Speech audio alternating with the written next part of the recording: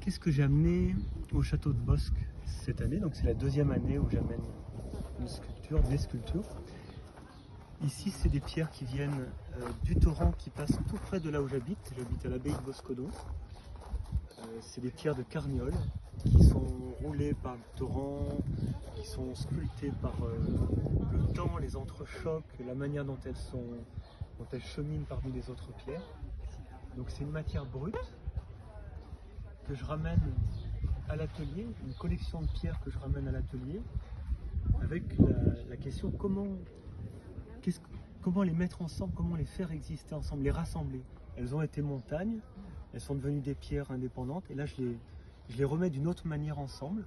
C'est pas une architecture, c'est plutôt une sculpture-structure.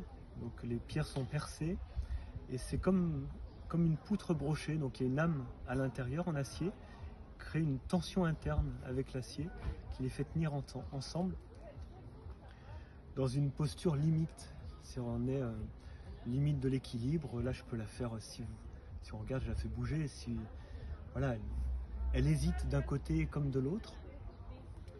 Et j'aime bien ces situations qui sont à la fois vivantes dans l'atelier. Dans l'atelier, je mets une pierre puis l'autre, et puis j'avance en porte-à-faux de part et d'autre.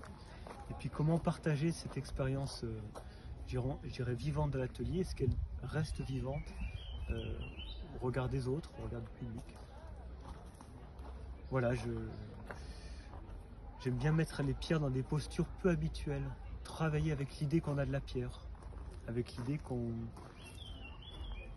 plutôt l'intuition que l'humanité a grandi avec les pierres et qu'on est habité par la pierre d'une certaine manière, et de travailler à partir de cette idée de la pierre dans des situations nouvelles qui peut-être nous mettent un peu en balance. Voilà.